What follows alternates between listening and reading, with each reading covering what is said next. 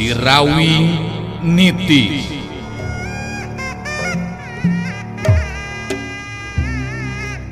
Sorot Panon Rasanti alias Munarsi, sakapeung galak gular giler, galak mataksieun anu borangan, sakapeung deui ciga anu melong kosong, arang ngiceup seperti jalma biasa, kitu nate lantaran aya dina pangaruhna Nini Karimun Sakti.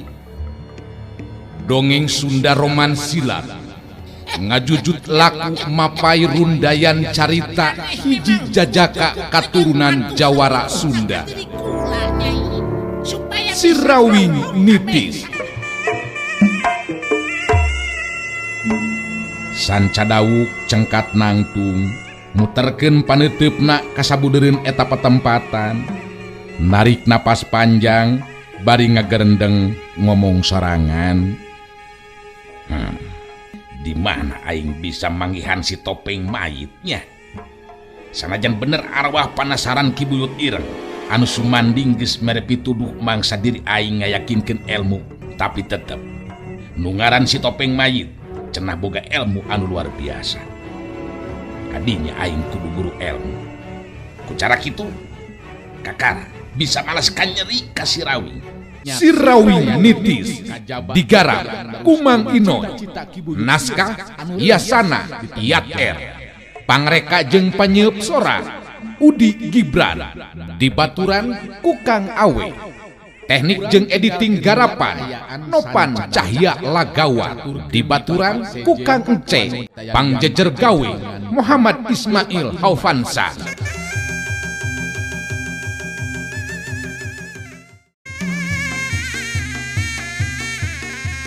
Memang bener, harita Jumara jeung Marjan geus pada ngawangun deui pasanganana. Duanana jadi beki nafsu jeung panasaran, cacakan manehna maju bebarengan tetela teu mampu ngarubuhkeun lawan. Sedengkeun Ayu Manganti dina sikepna anu tenang, muwuh beki nambahan kewes pantes jeung beki katari sakur jalma anu ngalalajoan kana lumangsungna eta kajadian. Jumara netep seket ka Ayu Manganti bari ngomong dina jero hatena. Edan, bila ku aing make jeung kudu elehku awewe onaman. Si Ayu Manganti teh telah hebat elmuna. Sugan aing teh teu kieu pangartina. Aing kala kumaha oge kudu bisa menang. Kudu bisa ngelehkeun si Ayu Manganti. Jumara jeung Marjan pada sayaga diri deui. Ayu Manganti ngabagikeun paneuteup-na teu lila terus nyarita. Katingali mah beuki tambah nafsu jeung tambah panasarannya. Ngan ulah salah. Beuki nafsu bakal leuwih katara lolongkrang kosong anu diasupkeun pikeun rajang nu jadi lawan. Kumaha? Masih kena rek diteruskeun lumakuna tarung. Jumara mun cereng ka Ayu Manganti bari terus nyarita. Mun teu bakal sombong siapa deh Ayu Manganti? Rasakeun ye panarajang dewek dina waktu ayeuna sia. Ya. Jumara anu miheulaan narajang dituturkeun ku panarajang Marjan, jelas panarajangna leuwih hebat batan tadi.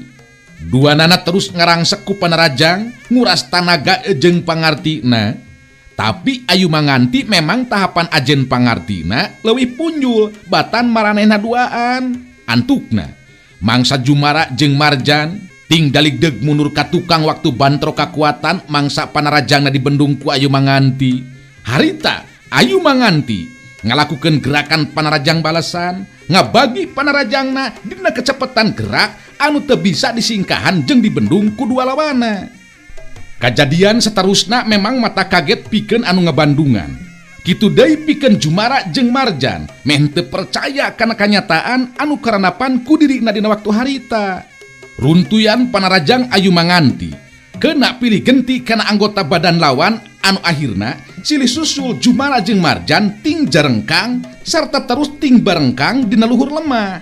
Plak dah cebrot celebet dah cebrot celebet dah wadah wadah cengkang kebut Jumara jeung Marjan geus teu bisa deui buru-buru hudang. Runtuyan panarajang Ayu Manganti bener-bener ampuh dua lawana geus teu bisa ngonel deui hudang pikeun neruskeun lumakuna tarung. Ayu Manganti ngabagikeun paneuteup-na ka Jumara jeung Marjan. Lempang ngadeketan, telila terus nyarita. Iya kejadian sakuduna jadi perhatian ke Andika duaan Jumara Anjeun Marjan moal aya nu kapilih ku laras anting. Naon sababna? Sabab kakara ngalawanan kuring oge tetela Andika geningan teu mampu. Laras anting tangtu milih teh lalaki anu bener-bener sajati teu cukup ngan ukur boga kawani hungkul. Ayeuna jadi kenyataan Andika duaan memang eueuh nanaonan tarimakeun ieu kenyataannya. Geus ngomong kitu mah harita Ayu Manganti terus init ninggalkeun eta patempatan. Nu ngalalajoanan kana eta kajadian jadi recok deui ngaromong jeung pada baturna.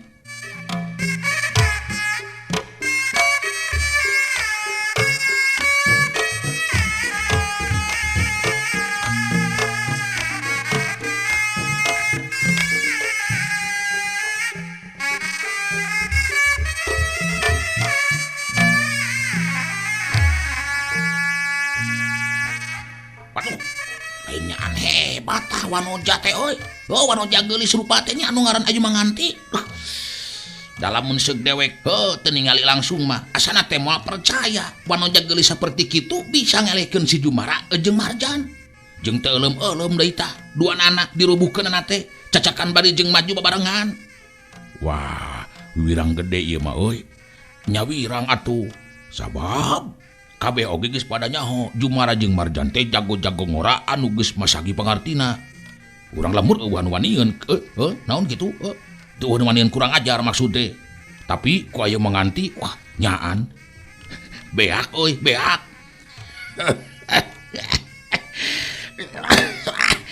Lain awe abah mah nyaeta Ayu Manganti sugan teh moal terus ngaleos kitu. Sugan terek datang heula nepungan deui ka dieu ka abah. Tapi bet kalakah kitu geuningan mun teu bebeja heula ka abahnya. Awewe kolot anu milu ngalajoan sarua deui milu nemro ngomong. Daek madu mama satuju tah panuju pisan kujang. Sina ngabuka panon lalaki yen awewe teh henteu sakabeh lemah. Geus kitu mah pan Jumara jeung Marjan oge tuh kalakating salengir lain mikir. Eta Ayu Manganti teh lempay-lempayna mah jiga makeur ngora malukankeun teh. Ayu Manganti jongjon we harita teh lempang ngadadak ti tukangeunana aya sora lalaki anu ngagero. Nilik dina sorana jelas sora lalaki ngora.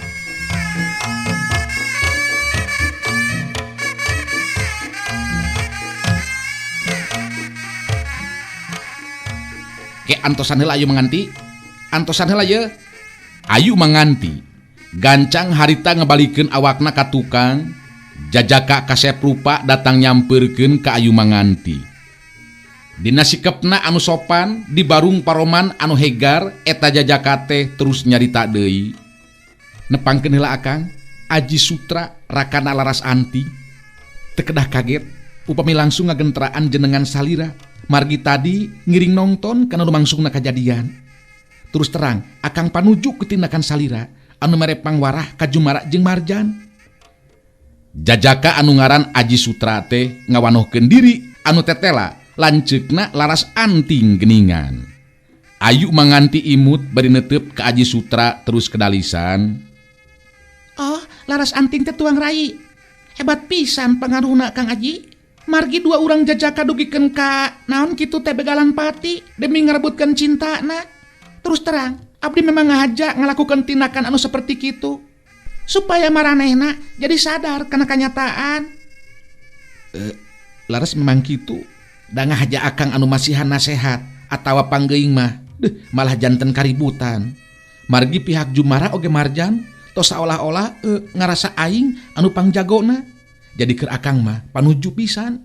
Malah nganuhunkeun da puguh jinis nama nya adi Akang laras anting estun teu mikir-mikir ka eta dua jajaka teh.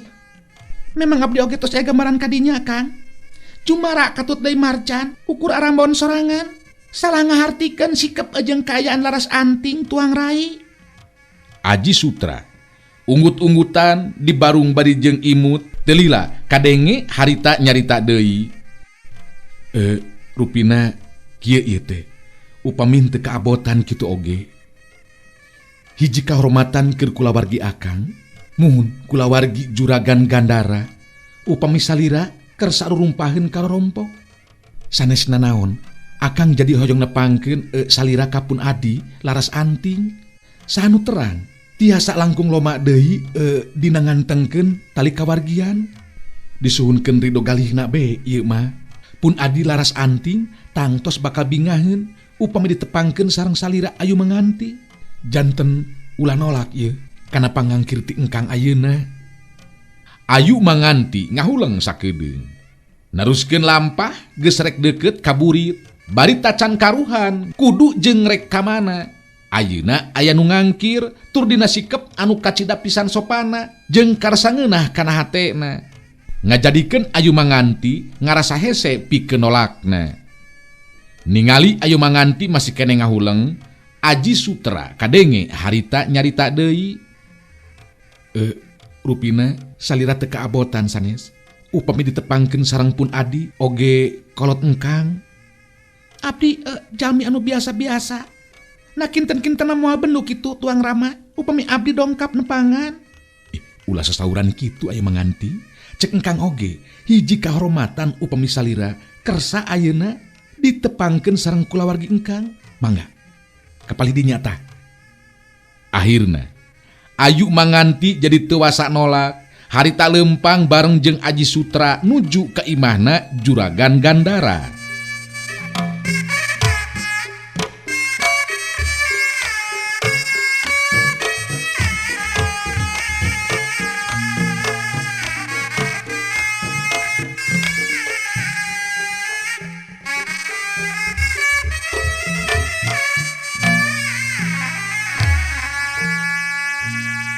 Kangaranan imah Juragan Gandara, puguh imah jalma anu pangjugalana di eta pilemburan, teu matak aneh. Lamun bangunan gedong sigrongna teu beda ti karaton bae kaayaanana.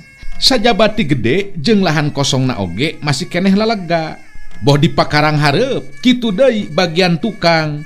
Ibah lahan kosongna make aya tamanan sagala rupa, ngahaja keur tempat niis. Ayu Manganti puguh behokeun menang sajongjongan mah. Ningali kaayaan imahna Juragan Gandara anu anegleng saperti kitu di antara imah-imah panggung pangeussi eta lembur anu memang laleutik ukuranana.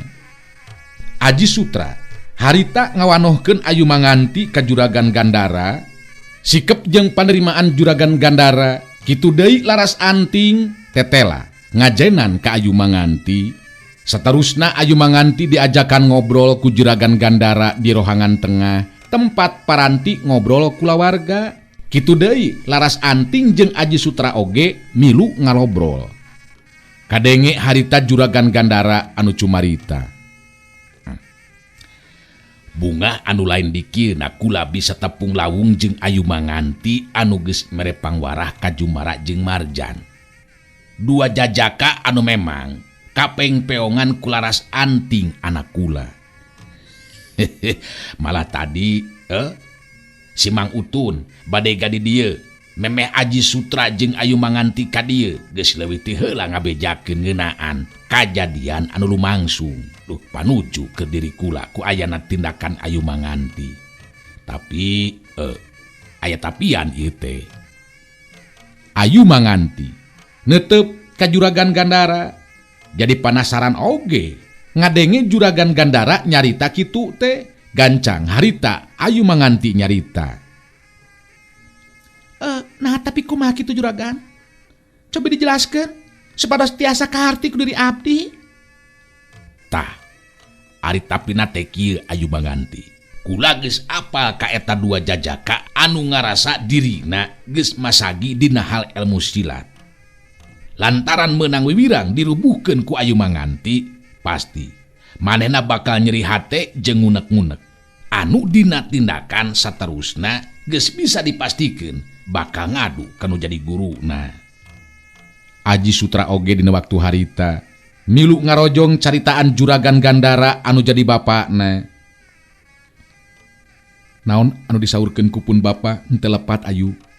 Jumara oge Marjan dua nana baroga guru anu memang diandalkeun, malah bisa jadi guru maranehna bakal kapangaruhan ku muridna. Anu akhirna kejadian anu tadi lumangsung teh bakal aya buntutna ayu. Laras anting anu katingali cicing ngabagikeun paneuteup ka bapak jeung ka lanceuk, terus harita mairan caritaan. Janten kedah kumaha atuh urang upami teh mah guruna Jumara oge marjan pada kadarieu. Abdi mah alim ari kedah maksakeun diri narima salah saurang di antara eta pamegeh. Juragan Gandara kadenge harita nyarita deui. Lumata ku ama ayeuna dibawa badami oge. Ieu ayu manganti teh. Lantaran ama bingung ari kudu nying hareupan buntut tina kajadian tadi mah. Ada pasti di antara guru-guru maranehna bakal daratangna ka dieu teh. Lantaran aya patalina jeung laras anting. Nya sakalian beureunna nanyakeun ngeunaan ayu manganti. Cik, kumaha nurutkeun pamikiran Aji? Juragan Gandara tumanya ka Aji Sutra anu ditanya harita ngahuleng bari terus nyarita.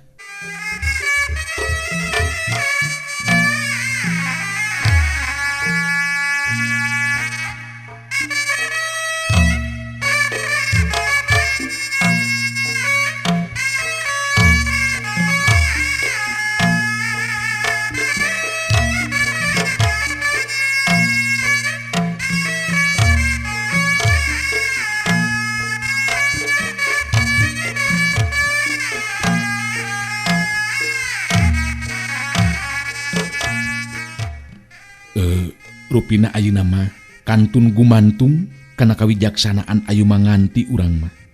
Margi upami urang kedah nying hareupan amukan guruna Jumara oge marjan, jelas urang moal mampu sanajan abdi sakedi-kedikeun nyangking ilmu silat, tapi pamohalan kedah mampu ari kedah ngalawanan guru marjan atawa guruna Jumara. Kitu tah ama? Rupina mah kitu tah ayu? Akang sakulawargi bingung ieu teh dina nying hareupanana. Upama teh mah enjing pageto aya anu kadarieu guruna Jumara oge guruna marjan. Sakinten upami salira kersa di dieu heula mah regreg panginten ka akangna oge. Juragan Gandara kadenge nyarita deui nyambung omongan Aji Sutra. Nya ari cek ama mah ulah kapalang bela we ayu manganti. Da ama oge atuh paling henteu bisa ari kudu riributan jeung jago mah. Laras anting neuteup ka ayu manganti terus milu deui mairan caritaan. Ari sanggem abdi mah langkung sae ce ayu ulah waka angkat sing ngawatos bae ka ama sareng ka abdi oge Kang Aji. Upami teh bandugikeun ka aya kaributan tur aya buntutna tina kajantenan tadi. Kitu ce ayu. Ayu manganti narik napas panjang, jadi bingung oge dina nangtukeun sikepna. Lamun terus indit deui bari ninggalkeun masalah bisi kulawarga Juragan Gandara kumaha onam. Lamun cicing heula di dinya bisi terus kalalanjoanan. Sedengkeun laratan ngeunaan jaka sinangling acan aya kapastian. Aji Sutra neuteup ka ayu manganti terus nyarita deui. Janten kitu geuningan ayu, ieu mah disuhunkeun karedoanana be ka ayu manganti dina ngungkulan buntut tina kajadian tadi. Omat ulah dugikeun ka nolak ieu, pokona mah singawatos be kulawargi akang di dieu. Ayu manganti jadi eleh deet. Memang taya pilihan sejen deui kajaba ti kudu nurutkeun kana pamerdihna kulawarga Juragan Gandara. Ayu manganti ngabagikeun paneuteupeuna ka sakurnu aya di dinya teu lila terus kedalisan. Naon anu disaurkeun nembe ku abdi tiasa kahartos. Nanging kinten-kintena nah moal ngarepotkeun kitu upami naon kitu teh dugikeun ka abdi aya sababaraha dintenna di dieu. Juragan Gandara anu langsung harita ngajawab. Nah bet nyarita kitu ayu manganti. Atuh kula mah bungah jeung bagja benu aya. Sabab sanajan ayu manganti pangawak wanoja, tapi dina tahapan ajen pangarti kabeh kula warga kula percaya sapinuhna. Teu kudu asa-asa atawa tumarumpang. Anggap be di kula warga sorangan. Aji Sutra katingali paromana beuki hegar, ngadenge anu jadi bapak nak nyarita saperti kitu teh, kadenge Aji Sutra nyarita deui. Tah kitu ayu. Malah ari akang mah oleh be ti ayeuna oge.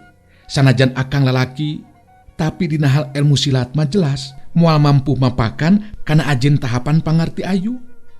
Jadi sawajarna upami engkang hoyong ngaronjatkeun ajen pangarti ilmu silat ku cara diajar deui ka salira ayu. Ayu manganti imut ka Aji Sutra bari terus ngawalon. Sok rupi-rupi bae Kang Aji mah. Bet piraku abdi ngora keneh kieu. Tos kedajan ten guru.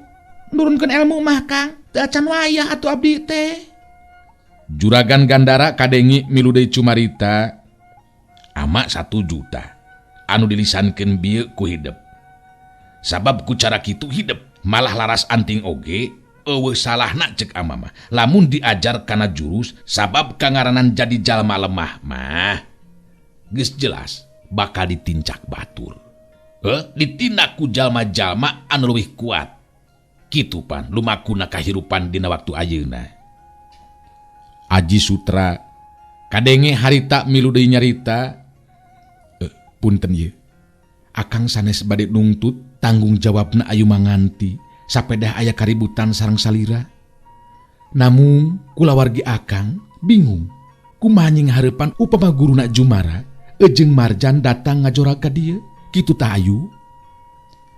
Ayu manganti ungeuk bari terus kedal deui lisan. Abdi memang ngartos, oge memang tos sakedana ari tanggung jawab mah Kang. Margi abdi tetep anu nyieun masalah jeung Jumara katut Marjan. Tanpa aya pangaruh ti mana-mana estu dorongan ti lebet Kang. Nu akhirna abdi ngelakukeun tindakan mere pangwarah ka eta 2 jajaka. Janten upami memang bakal kitu, bakal aya buntutna, sakedana diri abdi tanggung jawab. Juragan Gandara unggut-unggutan dibarung jeung seuri terus kedal di lisan. Syukur atuh lamun kitu mah. Tenang keur kulana oge ari kitu mah ayu manganti. Hartina bakal bisa saretibra moal make kudu mikirkeun jeung mikiran anu lain-lain. Dina daratangna oge ka dieu geus teu kudu salempang sabab kula percaya sapinuhna kana kamampuan ayu manganti. Nyeunun be pami dipercanten mah juragan. Nganung hartos abdi aya di dieu oge moal teu marumpang atanapi arisin. Nanging mudah-mudahan be ari harepan mah Jumara sareng Marjan sadar kana tindakanana. Upami dugikeun ka ngaradu ka guruna sewang-sewangan teh estu mangrupi tindakan anu salah eta teh. Memang kitu. Memang kitu harapan atawa kahayang urang mah ayu. Mudah-mudahan maranehna duaan sing saladar. Tapi kula geus bisa maca kana kaayaan adatna eta 2 jalma. Anu bakal tetep ngunek-ngunek jeung panasaran hatena komo ieu kangaranan diwirang hareupeun umum. Loba anu ngalalajoanan.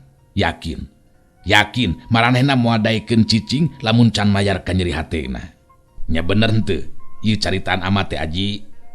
Juragan Gandara ngareret ka Aji Sutra anu jadi anakna, anu direret ungeuk bari terus ngajawab. Leres ama, Jumara jeung Marlan memang jalma-jalma anu sulit ati, lain sadar ku kajadian anu tadi, tapi maranehna bakal terus nyungkelit hatena hayang bisa ngabales. Abdi yakin ama, yakin pisan sabab memang apal pisan kana adatna. Ayu manganti ngabagi paneutupna ka Juragan Gandara jeung Aji Sutra terus nyarita deui. Nya, upami memang kitu kaayaanana, sakumaha anu disanggamkeun ku abdi, taya bayana keun abdi engke bakal nying hareupanana. Nu jelas, abdi taya maksud pikeun ngawiwirang atawa ngahina dirina. Tapi tujuan abdi sangkan maranehna jadi sadar, pikeun menangkeun rasa cinta, sanes ku cara anu saperti kitu. Aji Sutra unggut-unggutan bisa ngarti kalayan katingali dina paroman beungeutna nembongkeun rasa bungah anu mokaha. Kadenge Aji Sutra nyarita deui. Akang sakali deui nganuhunkeun ye, karena kasadiaan Ayu tiasa dicanet di dia. Komo upami tiasa ngalatih jurus ka akang mah sareng ka Laras Anting. Kumaha satuju Laras diajar jurus ku Cek Ayu? Laras Anting imut kalanceukna terus ngawalon. Nya satuju atuh Kang Haji. Cek Ayu oge geningan sok sanos barejeng istri malihanan gelis rupina pan ilmu silatna hebat. Tah abdi oge pamiengke sapertos Cek Ayu pan moal sieun ning hareupan lalaki anu kasar. Dilawan meureunnan ku Laras. Tesawios panu pami abdi janten jago silat amah. Laras Anting ngareret ka Juragan Gandara anu jadi bapakna.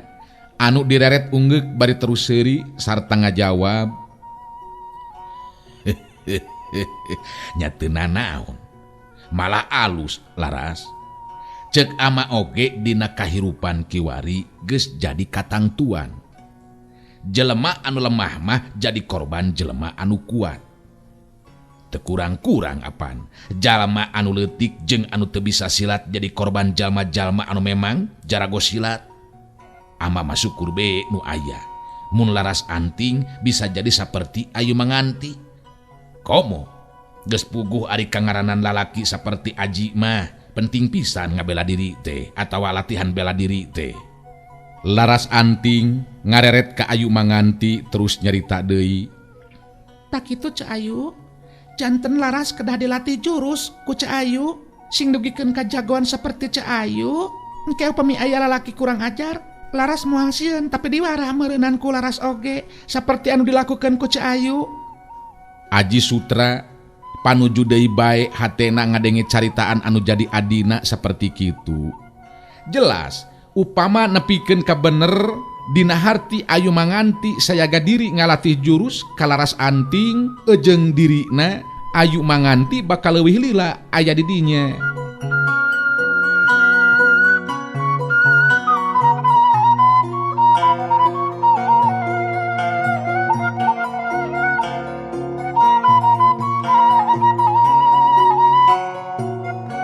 Kadengi Aji Sutra nyarita deui bari neuteup antep ka Ayu Manganti.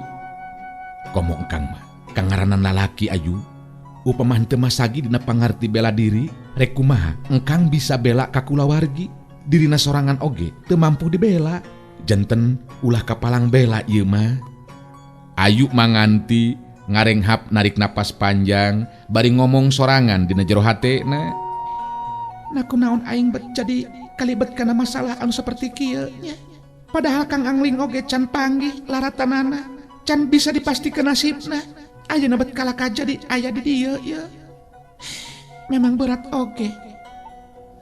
Berat lamun ditolak. Ieu kulawarga teh sakitu someahna jeung ngajenan ka diri aing deui. Ayu Manganti jadi ngahuleng semu anu bingung. Inget deui kana tujuanana anu hayang neangan laratan ngeunaan Jaka Sinangling, jajaka anu dipika cintana.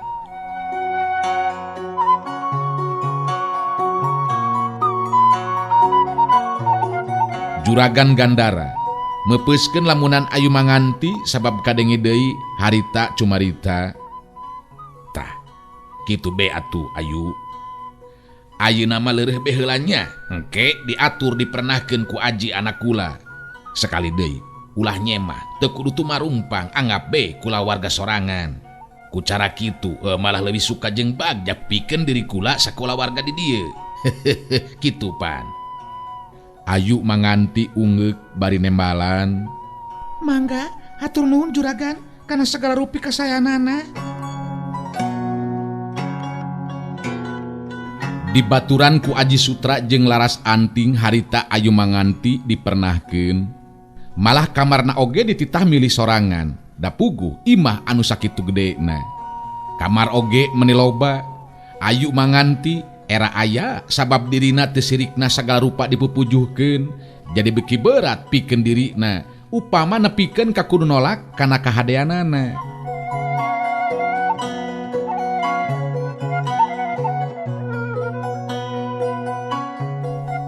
Urang tinggalkeun heula kaayaan Ayu Manganti anu jadi kabaud kana masalah anu memang teu diduga ti anggalna ku dirina.